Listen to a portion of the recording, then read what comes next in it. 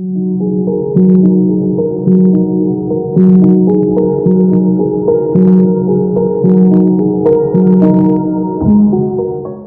World cup league 2 में लगातार 4 जीत के बाद टीम रवाना हुई अवे में, और अवे में आकर भी यहाँ पर पहले मैच में आपको कहना होगा कि टीम ने जीत हासिल कर लिया। बात कर रहे हैं यहाँ पर नेपाल टीम की। जी हाँ, लगातार 5 मैचेस अब उन्होंने जीत लिए हैं इस क्रिकेट वर्ल्ड कप लीग 2 में। इक्वेशन आपको शुरू में ही बता दें, फिर चलेंगे एनालिसिस की तरफ। अब बचे हुए 7 मैचेस में से 4 मैच नेपाल को जीतने हैं अपना ओडीआई स्टेटस बचाने के लिए, और टॉप 3 में पहुंचने के लिए 7 में से 6 मैचेस जीतने होंगे। लेकिन आज की एनालिसिस की सबसे पहले बात करें, पीएनजी के साथ ये मुकाबला था, अवे टूर था, चैलेंजेस काफी ज्यादा थे, और देखना था कि होम से बाहर निकलकर टीम किस तरह से खेलने में कामयाब रही है। और इस एनालिसिस के थ्रू आपको हम समझा पाएंगे क्या कि टीम उस चीज पर खरे उतर पाई है या फिर नहीं। जी हाँ, इरेस्पेक्टिव ऑफ रिजल्ट की बात अलग है, लेकिन टीम क्या उस तरह से खेल पाई है जिस तरह से उन्होंने अपने घर में परफॉर्मेंस यहाँ पर करके दी थी, क्या चीजें निकल कर आई है, बात जरूर करेंगे। लेकिन यहाँ सबसे पहले टॉस जीता नेपाल ने, रोहित पौडेल ने एक और बार फिर से और बॉलिंग का फैसला किया, और जो कि बिल्कुल सही फैसला था, चेस यहाँ लेना था।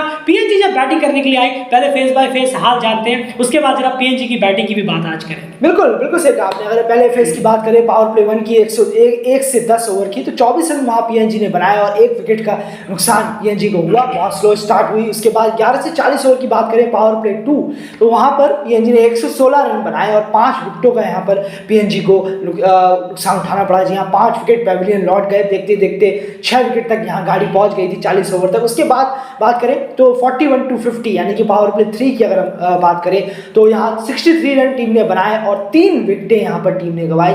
फिनिश भी इतनी बेहतर तरीके से हुआ नहीं, और जो टीम है वो 203 पे 9 50 ओवर तक पहुंच पाए। बिल्कुल, तो ये हाल था स्कोर वाइज अगर हम बात करें, और 186 डॉट बॉल पीएनजी ने खेली है अपने 300 में बॉल में, बहुत ज्यादा हो जाते। सही कहा यार आपने, 50 में से 31 ओवर यहाँ डॉट बॉल्स खेले, जो कि बहुत ज्यादा है। अब आप फेस बाय फेस में अगर आप देखेंगे तो 24 रन पे 1 विकेट था फर्स्ट फेज में, फिर 116 पे 5 बीच का फेज में, 63 पे 3, यानी आप कंपेयर करेंगे तो सबसे बेस्ट जो फेस रहा वो फेस नंबर 3 ही रहा, जबकि वो भी अपने आप में एक बहुत ज्यादा खराब है, क्योंकि अगर आप लास्ट के 10 ओवरों में आप ऑल आउट भी नहीं हुए और लास्ट के 10 ओवर में आपने मिनिमम 8 रन पर ओवर भी रन नहीं निकाल पाए, तो डेफिनेटली बहुत खराब आपने किया है। लेकिन उसके बावजूद भी अगर आप पहले की हालात देखेंगे तो उससे तो बहुत बेहतर है पीएनजी ने लास्ट फेज में जरूर किया, जिसके क्रेडिट जो है वो नॉर्मन बनुआ को यहाँ बहुत बड़ा जाता है, इसमें जिसकी बैटिंग पे बात जरूर करेंगे। लेकिन यहाँ पर अगर बात करें, एक और डिजास्टर बैटिंग परफॉर्मेंस पीएनजी की तरफ से देखने को मिला है। मैच दर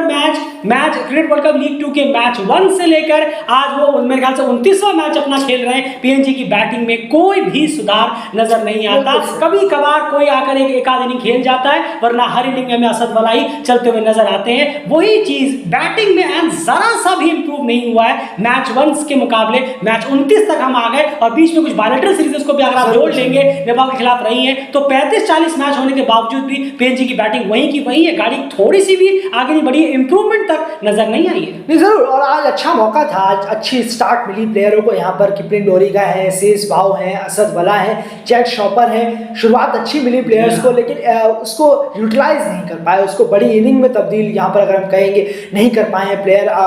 और खासकर टॉप ऑर्डर के अगर आप देखें, किपलिन डोरिगा, शेज बाव और असद वला, इन तीनों को यहाँ ज़रूर अच्छे स्कोर पर जाना चाहिए था, तो टीम यहाँ आज जीतने की उम्मीद लगा सकती थी। एग्जैक्टली, जी हाँ, और बहुत बेहतर स्कोर होता है इस ग्राउंड पर। अगर 240-250 रन तक का यहाँ पर अगर बोर्ड पर टांग देती पीएनजी, तो काफ़ी बेहतर स्कोर होता है इस ग्राउंड पर, लेकिन वो भी नहीं हो सका। क्यों? एक्सेसिव स्लोनेस के चक्कर में बहुत ज़्यादा स्लो खेले। एक विकेट गिर रहा है, प्लेयर स्लो हो जा रहे हैं, लेकिन थोड़ा रन्स स्पीड से नहीं बना रहे हैं प्लेयर। और टॉप ऑर्डर जहां पर रन्स की ज़्यादा ज़रूरत है, ज़्यादा आप थोड़ा पिच पर टिक गए हैं, अच्छा वक्त बिता चुके हैं, तो उसके बाद आप विकेट थ्रो करके चले जा रहे हैं। 20-30 रन की पार्टनरशिप हो रही है, छोटी छोटी पार्टनरशिप्स हो रही है, फिर वो विकेट गिर जा रहा है। आप बड़ी पार्टनरशिप भी नहीं बनी है अगर पीएनजी की बात करें, और ये काफ़ी वक्त से चला आ रहा है। अगर हम हर मैच के एनालाइज को उठाकर देखेंगे तो यही आपको एग्जैक्टली मिलेगा। 20-25 रन की हर मैच में उनकी पार्टनरशिप होती है। एक कोई प्लेयर असद वाला, मोस्टली असद वाला 60-70-80-90 कर जाते हैं, तो स्कोर थोड़ा पहुँच जाता है। लेकिन यहाँ पर आज 30-30 का ही पहाड़ा आज सबने पढ़ा है, 30-30 रन सबने मारे हैं, और किसी की तरफ से कोई लार्ज कंट्रीब्यूशन नहीं आया। आता तो डेफिनेटली यहाँ पर बहुत ज़्यादा लड़ता ये मैच आज, लेकिन फिर वही सेम कहानी, थोड़ा सा रन मारा और फिर अपना विकेट दिया है। अगर हम बात करें बॉलिंग में जरूर आएंगे, पर अपना विकेट जो है वो ज्यादा दिया है पीएनजी के बल्लेबाजों ने। बिल्कुल इसमें क्लियर है, और कहीं ना कहीं शॉट्स जो है वो बहुत ज्यादा खराब रहे हैं पीएनजी के। हम यहाँ बात करें, बॉलिंग को भी यहाँ पर एंटर करेंगे, डेफिनेटली पीएनजी के बैट्समैन के लिए और ज्यादा ये खराब इसलिए है क्योंकि सामने कुछ खास अटैक नहीं थी। ये डेफिनेटली कहना होगा बहुत एवरेज बॉलिंग थी आपके सामने आज की। अगर हम बात करें, एक तो आप देखें कि शुरू के फेस में आपने सिर्फ 1 विकेट खोया था, 9 विकेट आपके बचे हुए थे। कोई खास ऐसी एक्स्ट्राऑर्डिनरी बॉलिंग नहीं हुई है कि आपको बहुत ज्यादा बांध के रखा गया। बहुत ज्यादा खराब शॉट्स खेले गए, रैश शॉट्स खेले गए। इतना जरूर कहना चाहूंगा, आपको याद होगा जब हम आप जब बचपन में क्रिकेट वगैरह खेला करते थे, तब एक अपने कॉलोनी या मोहल्ले की टीम हुआ करती थी, 10-11 प्लेयर बना के लेके जाया करते थे। अगर 2-3 प्लेयर कम हो जाते थे तो हम किसी को भी उठा लेते थे, कहते थे कि यार टीम में भरने के लिए किसी 2-3 प्लेयर्स को ले लो। वो 2-3 प्लेयर जब बैटिंग करने के लिए आते थे तो उनके शॉट्स आपको पता होगा, वो सिर्फ कैसे ना कैसे बल्ला चलाते थे, हवा में लगा तो छक्का, वरना बिल्कुल क्लीन बॉल या फिर खत्म। वैसा हाल था आज, अगर आप खास करके शुरू के 10 ओवरों में देखेंगे।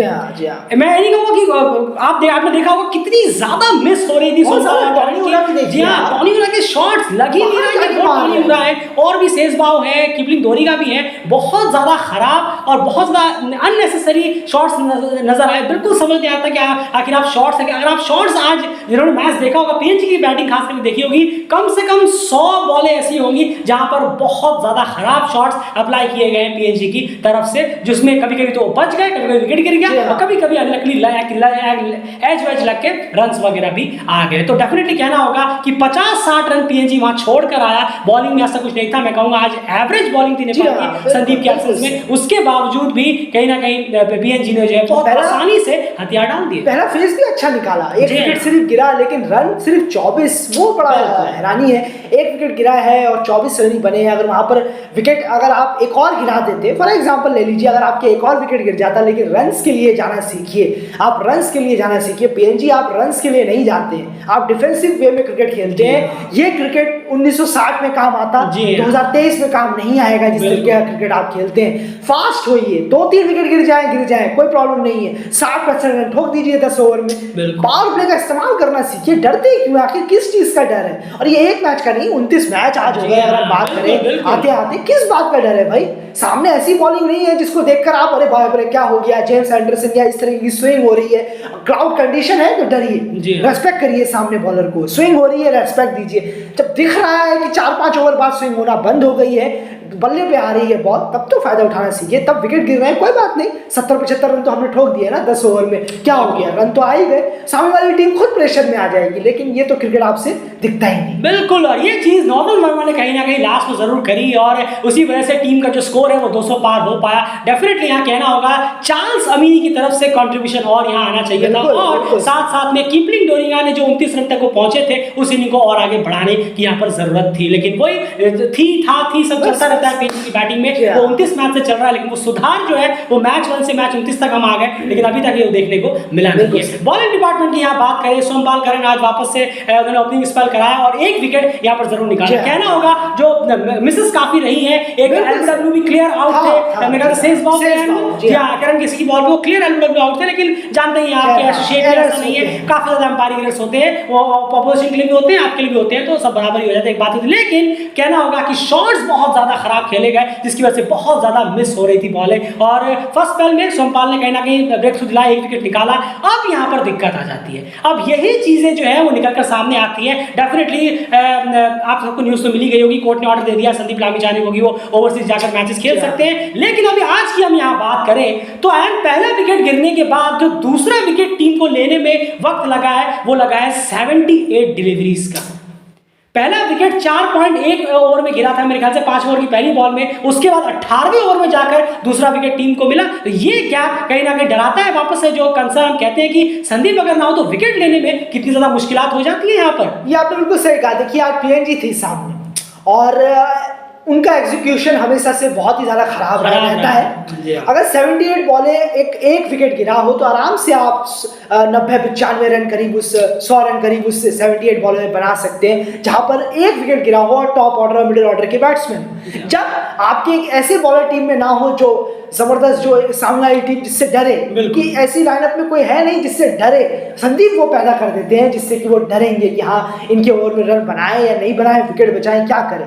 लेकिन यहाँ पर आप जरूर आज कहीं ना कहीं देखना होगा कि टेस्ट जो था वो यहाँ पर जरूर एक थोड़ा सा पास हुआ या फेल हुआ, उसके बारे में हम बाद में करेंगे। जी हाँ। क्योंकि पीएनजी इतने ज्यादा शहर में चली जाती है एक विकेट, उनका गेम एक मैच से लेकर 29 मैच तक यही हाल रहा है। अगर हम बात करें, 78 बॉलें उन्होंने ली और विकेट की टैली और पहले भी हो सकती थी, जरूर कोई और अच्छे विकेट आपको मिलते हैं, पहले टैली भी हो सकती थी, लेकिन रन्स यहाँ पर हमें देखने होंगे कम जरूर बने हैं, और वो क्रेडिट जो है वो सामने वाली टीम को भी जाएगा जो बॉलिंग कुछ अच्छी थी लेकिन रन्स नहीं कर पाए पीएनजी के बैट्समैन, वरना रन्स आसानी से निकल सकते हैं। बिल्कुल। उसके बाद बात करें तो गुलशन झा ने कहीं ना कहीं मैच में वापसी कराई, जहां पर उन्होंने आकर लगातार विकेट्स निकाले, 2-3 और 3 विकेट उन्होंने निकाले, और डेफिनेटली कहना होगा जो उन्होंने चार्ल्स समीनी को शॉर्ट बॉल रखी थी वो बहुत बेहतर थी, और वो ये और गुलशन झा को विकेट्स इसलिए मिले क्योंकि वो विकेट्स के लिए ट्राई कर रहे थे। बिल्कुल कि मैं विकेट्स के लिए ट्राई करूं, मुझे विकेट्स निकालने हैं, और विकेट्स वाली बॉल उन्होंने रखी है और उसका पूरा साथ वहां पर दिया। वो शॉट भी बहुत ज्यादा खराब था, और ऑन एयर कमेंट्री जो भी कर रहे थे उन्होंने भी ये कहा कि ऑस्ट्रेलियन कंडीशंस में भी काफी वो इस पिचेस में उछाल वाली पिचेस में जो है चार्ल्स समीनी खेल चुके हैं, लेकिन फिर भी ये कहना वो स्टैंडर्ड से बहुत ज्यादा खराब शॉट अमीनी ने वहां पर खेल दिया। उस शॉट की वहां पर जरूरत नहीं थी, उस बॉल को आराम से डक किया जा सकता था, बैठकर निकाला जा सकता था। तो कहना होगा शॉट्स ने भी काफी हेल्प किया है, लेकिन गुलशन झा ने इतना जरूर है कि वापसी जरूर कराई, और उसके बाद फिर सब एक एक करके स्टेप अप होते चले गए, और उसका क्रेडिट भी आपको पीएनजी को देना होगा। बहुत ज्यादा डिफेंसिव क्रिकेट खेलती है पीएनजी, और ये 50 ओवर आपने बैटिंग कर लिया है पूरे, फिर भी 203 रन आप बोर्ड पे लगा पाए, तो ये अपने आप में कहीं ना कहीं डिसअपॉइंटमेंट है, और अब आप ऑल आउट भी नहीं हुए थे। तो बॉलिंग डिपार्टमेंट में अभी और देखने की जरूरत है। डेफिनेटली संदीप की कमी यहाँ पर क्लियर खलती हुई नजर जरूर आई, और नई बॉल से वापस से कहीं ना कहीं करण केसी को विकेट्स यहाँ पर मिलने में जो है थोड़ी सी स्ट्रगल करते हुए नजर आ रहे हैं। और एक चीज मैं पूछना चाहूंगा, प्रतीश जीसी ने आज डेब्यू किया, पहला विकेट इंडिया इंटरनेशनल के लिए, कांग्रेचुलेशंस उनको कि लेफ्ट आर्म पेसर वो यहाँ पर इंक्लूड हुए। लेकिन फिर वही दिक्कत है कि हम यहाँ खुश हो कि चलिए लेफ्ट आर्म पेसर आए, एक वैरायटी मिल गई, लेकिन या फिर ये चीज हम सोचे कि ऐसा तो नहीं कि ये भी 4 दिन की चांदनी फिर अंधेरी रात वाली बात हो जाएगी। किशोर महतो 1-2 मैच आए, फिर वो बाहर बैठ गए, ये आए संदीप आ जाएंगे, फिर ये बाहर बैठेंगे, पता नहीं कब आएंगे कब नहीं आएंगे, डोमेस्टिक वगैरह है नहीं, ये सब चीजें भी कंसर्न है। नहीं, बिल्कुल सही कहा आपने, और ये इसके बारे में ज़्यादा बात करके अभी कुछ फायदा है नहीं, और ज़्यादा बात करेंगे तो फिर जहाँ तारीफ कर देना भी ठीक नहीं है, अगले मैच में बाहर बैठना पड़ेगा, ज़्यादा हार्श होना भी ठीक नहीं है। पहला मैच है, देखना होगा किस तरीके के आगे आपका फ्यूचर रहता है, लेकिन अभी के लिए तो लगता नहीं है कि, क्योंकि अभी भी टीम जो है वो सोमपाल करन के साथ जारी है, जो कि बहुत सही है, अच्छा है, एक्सपीरियंस के साथ जारी है, इसमें कोई दोहराई नहीं है। लेकिन इतना बिलीव अगर अदर मैचेस में उनको हटाकर अगर जब आप पर बिलीव दिखाया जाएगा, अलग बायलैटरल सीरीज प्रैक्टिस मैचेस में जब सोमपाल करन को हटा दिया जाएगा और नए यंग को खिलाया जाएगा, तब हम आपके बारे में बात करेंगे। अभी फिलहाल करके कोई फायदा है। बिल्कुल, तो ये देखना होगा कि बायलैटरल सीरीजेस में जो है नेपाल का जो एग्जीक्यूशन है, प्लान है बॉलर्स को लेकर, वो क्या रहता है। लेकिन फिलहाल के लिए डेफिनेटली वही बात है कहीं कि आपके साथ भी अभी फिलहाल के लिए तो वही होने वाला है जो किशोर महतो के साथ हुआ है। वैरायटी की बात तब करेंगे जब एक कंसिस्टेंटली नेपाल अपनी बॉलिंग अटैक में लेफ्ट आर्म पेसर्स को इंक्लूड करना शुरू कर देगा, या फिर थर्ड पेसर या सेकंड स्पिनर पे काम करना शुरू कर देगा, जो अभी भी आज 27 फरवरी 2023 है, अभी भी नेपाल इस चीज को इग्नोर कर रहा है, थर्ड पेसर और सेकंड स्पिनर की चीज को कहीं बहुत गलत जगह पे इफेक्ट ना करे, और वो इफेक्ट एशिया रीजनल फाइनल्स भी हो सकता है, T20 वर्ल्ड कप का, और एशिया कप का क्वालिफायर का फाइनल भी हो सकता है। जैसे हमने कहा था बहुत गलत जगह पे वो दर्द करेगा। खैर अभी आप ना समझे तो क्या कर सकते हैं। अब यहाँ चेस की बात करते हैं यार, यहाँ अगर चेस की बात की जाए तो 203 रन का चेस था डेफिनेटली, जी हाँ 204 रन का चेस था, ट्रिकी थोड़ा बहुत आप कह सकते हैं कि 200 से अबव था, तो थोड़ा बहुत ट्रिकी आप मान सकते हैं, पीएनजी के पास कुछ तो था कि वो इसको कर सके। लेकिन यहाँ पहले फेस बाय फेस की बात कर लेते हैं, फिर चलते हैं कुशल आसिफ की तरफ। जरूर, पहले फेस की बात करें तो 55 पे 0 यहाँ 1 से 10 ओवर के बीच में नेपाल ने बनाया, बेहतरीन शुरुआत हुई, जबरदस्त यहाँ पर पावर प्ले का इस्तेमाल किया गया। उसके बाद 134 पे 5 पावर प्ले 2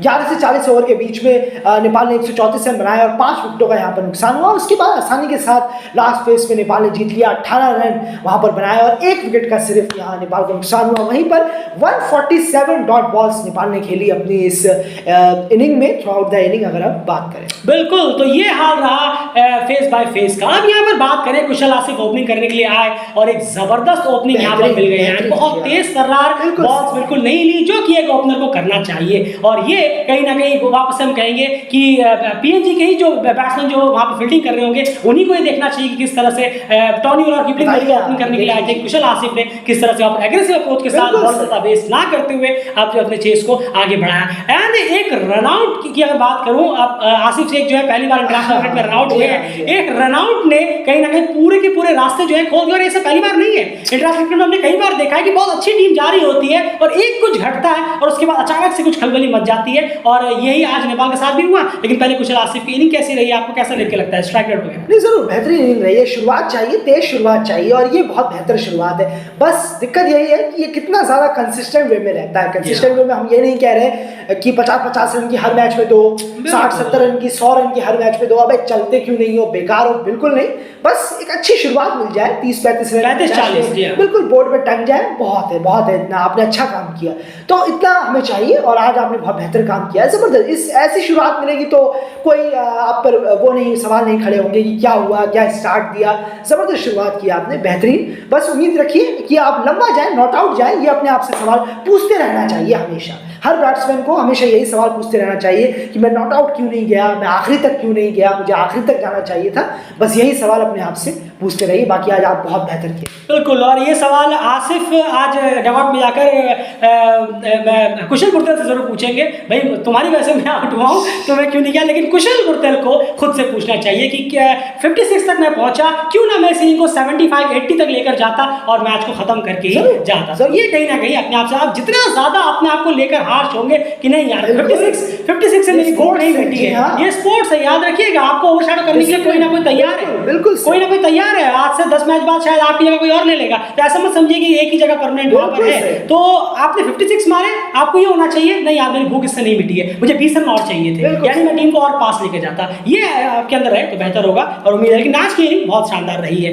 रन आउट हुआ और उसके बाद ज्ञानेंद्र मल्ला भी 4 रन बनाकर आउट हो गए, और ये इनकंसिस्टेंसी की बात करें हम तो ज्ञानेंद्र मल्ला के साथ फिर से वही है। आप एक इनिंग खेलते हैं, फिर 3-4 और डिफेंस भेज दिया आपका, तो ये अपने आप में कहीं ना कहीं खुद में भी एक लगता है कि सीनियर प्लेयर का डिफेंस भेज देना ये डेफिनेटली बहुत ज्यादा एक खुद को भी लगता है। एलबीडब्ल्यू होते हैं ज्ञानेंद्र मल्ला, अगर हम बात करें, यानी कि नहीं है बल्ला और पैड में सही वक्त पर बैट नहीं आ रहा, सही वक्त पर उनकी जो आई कांटेक्ट है कहीं ना कहीं बॉल से और पिच पे रीड करने की वो कम हो रही है। अगर हम बात करें, पढ़ नहीं पा रहे हैं ऑल ऑफ अ सडन की बॉल आ कहाँ रही है और जा कहाँ रही है बॉल, पढ़ने के बाद कुछ मूव भी, क्योंकि एलबीडब्ल्यू और बोल्ड बहुत ज्यादा होते हैं सिर्फ इसलिए। अगर कैच आउट वगैरह होते तो चलिए शॉर्ट सिलेक्शन की बात होती, लेकिन पढ़ने के बाद बॉल घुस रही है अंदर, वो जज नहीं कर पा रहे, ये थोड़ा अजीब। बिल्कुल, उसके बाद रोहित पटेल आए और रोहित पटेल ने 20 रन की इनिंग जरूर खेली। बस एक चीज उनके बारे में खुशी जरूर होती है, उनका स्ट्राइक रेट नहीं गिरता, कभी भी स्ट्राइक रेट नहीं गिरता उनका। उन्होंने 5 रन भी किया होगा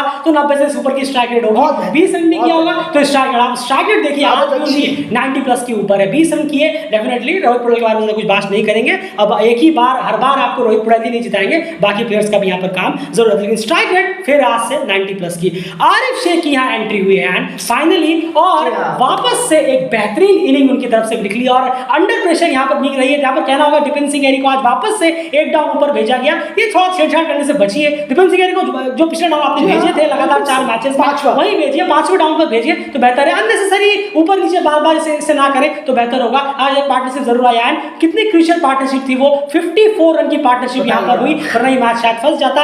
आरिफ और दीपेंद्र अच्छा खेले दोनों, खास करके आरिफ ने लीड किया, लेकिन दीपेंद्र ने भी आगे कंट्रीब्यूशन जरूर दिया। नहीं जरूर, बहुत बेहतर वहां टिके रहे, बॉलें खेली, क्योंकि छोटा टारगेट था, जब वो आए तो छोटा स्कोर चाहिए था, तो यहाँ पर इतनी की पार्टनरशिप बेहतर है। बॉल्स के लिए बस बॉल नहीं तो क्या, आपको क्या चाहिए, आपको मैच विनिंग नॉक चाहिए, और ये एग्जैक्टली हम कहते हैं कि आपसे ऐसी पारी की उम्मीद है। आप आए, थोड़ा रुके, पिच पर वक्त दे, थोड़ा टिके, स्कोर्स करें, स्कोर्स करने की जरूरत है। जब पिच पर आ रहे हैं, जम रहे हैं, तो भाई स्कोर क्यों नहीं बन रहा? आखिर आप में कहीं ना कहीं कमी है जो स्कोर नहीं बन रहा। वरना किसी ने कहा तो नहीं है कि दीपेंद्र स्कोर मत करो या ज्ञानेंद्र आप स्कोर मत करो, 0 पे आउट होके आ जाओ, ऐसा नहीं है। तो स्कोर करने की जरूरत है। एग्जैक्टली आज आपने यही किया, बेहतर सिंगल्स डबल्स लिए, तेज भागे, और हाँ स्ट्राइक रेट भी मेंटेन करके रखिए। ऐसा नहीं कि चाट रहे हैं तो बिल्कुल ही एकदम बॉल ही कम हो जा रही है, उधर से 50वां ओवर लग गया आगे, ऐसा नहीं है। कंफर्टेबली बहुत बेहतर। आरिफ शेख के बारे में तो क्या कहना, इसी मैचों के लिए वो बने हैं, ऐसे ही कंडीशंस के लिए मिडिल ऑर्डर में आके टीम को बचाना, टीम का स्कोर अच्छा करना। जबरदस्त इनिंग रही है अगर हम आज की बात करें। बिल्कुल, तो आप कह सकते हैं कि मैच डिसाइडिंग फैक्टर रहा है कुछ, माफ कीजिएगा, आरिफ शेख और दिपेंद्र सिंह एरी के बीच में ये जो 50+ रन की पार्टनरशिप हुई है, बहुत इंपॉर्टेंट रही है। और उसके वो इंपॉर्टेंट इसलिए भी रही कि बचा कुचा काम जो है वो कुशल मल्ला ने कंप्लीट कर दिया, 14 रन लगा के, और तेज तरह उन्होंने 14 रन कर टीम को जो है क्रूशियल विक्ट्री यहाँ पर दिला दी। और दूसरी तरफ सोमपाल के लिए भी एक फॉर्मेलिटी भर बचा हुआ था। तो ये था बैटिंग का हाल यहाँ पर। अब यहाँ बॉलिंग की मैं जल्दी से यहाँ पर बात करूं अगर पीएनजी की, तो बॉलिंग में कहना होगा कुशल आसिफ जब तक बैटिंग करते ऐसा लग रहा था कि बॉलिंग में कुछ हो ही नहीं रहा, लेकिन एक रन आउट के बाद अचानक से क्या हुआ यार, मैं जरूर जानना चाहूंगा, क्या बॉलिंग ज्यादा बेहतर हो गई या आपको लगता है कि बहुत ज्यादा पैनिक बटन जो है वो नेपाल का ऑन हो गया? नहीं बिल्कुल, और ये कहीं ना कहीं थोड़ा माइंड गेम था, जो माइंड में एक उन्होंने बैठा लिया अपने आप को कि कम, ये एग्जैक्टली ये चीज है, कम स्कोर है, पीएनजी हमारे सामने है, हमें थ्रेट नहीं। जी हाँ, एग्जैक्टली यही सोच थी नेपाल की। अगर हम बात करें, कोई बोलेगा नहीं शायद सामने आके, लेकिन एग्जैक्टली यही सोच है। बोलते कोई नहीं है आजकल वैसे भी,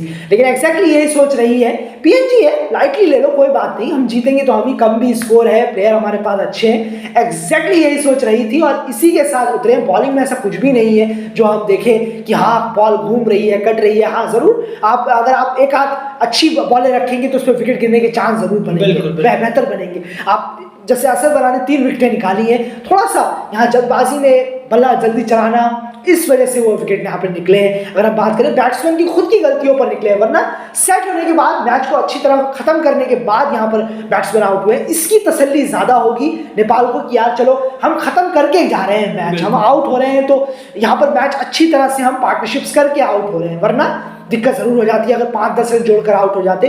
कुछ बॉलिंग में था नहीं, माइंड में यही सोच थी सारे प्लेयरों की, 1 से लेकर ओपनिंग से लेकर नीचे तक। बिल्कुल, लेकिन बस यही है कि ओपनिंग का जो अप्रोच था वो बहुत शानदार था और इसी वजह से इतने ज्यादा रन जो है वो दोनों जोड़ पाए। हम बात यहाँ करें कुछ राशि का। एक छोटा सा सवाल, नॉर्मन वनवा को आपको नहीं लगता कि नॉर्मन का स्पेल जिस तरह का रहा है, डेफिनेटली उन्हें और ज्यादा ट्राई किया जा सकता था जब आरिफ और दीपेंद्र की एक पार्टनरशिप वहां पर जम रही थी। यहाँ पर थोड़ी सी एक चूक जरूर हुई है असद वाला से।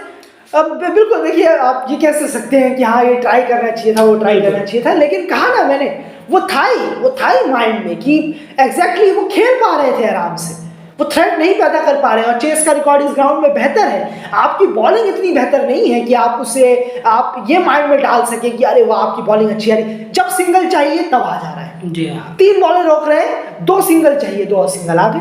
अब आप हमें लग रहा है कि अरे इकोनॉमी तो 3 की 4 की हो गई, वाह क्या इकोनॉमी की बॉलिंग कराई है इसने। अरे नहीं भैया, उन्हें 2 ही रन चाहिए थे, 2 रन सामने से उन्होंने निकाल लिए, खत्म। तो आखिर में 10 ओवर में क्या निकल के आएगा? अच्छा इसने 30 रन दिए और 2 मेडन डाला, 1 विकेट लिया, अरे वाह वाह वाह, 3 की इकोनॉमी। मैच का क्या हुआ? मैच तो हार गए। तो यही चीजें रहती है, माइंड में एक रहता है कि अच्छा यहाँ से एक सिंगल लेना है, ले लिया मैंने सिंगल, बात खत्म हो गई। अब नॉन स्ट्राइक पे खड़े रहते हैं, जीत गए ना, अच्छा हाँ जीत गए, बॉलिंग में कुछ नहीं हुआ। एग्जैक्टली यही सोच रही है, बॉलिंग में कुछ होता तो आपको विकेट्स निकालनी है, विकेट निकाल के दीजिए, ज्यादा इकोनॉमी में मत जाइए, पिट जाइए, लेकिन 10 विकेट निकाल के दिखाइए, 202 पे ऑल आउट कर दीजिए सामने वाली टीम को, बात खत्म। बिल्कुल, तो यहाँ कहना होगा कि जिस तरीके की शुरुआत जो चाहिए थी वो गुजरात में जरूर दिखाई, ताकि बॉलें जो है वो बहुत ज्यादा बची रही और फिर बॉलों की टेंशन ज्यादा नहीं हुई।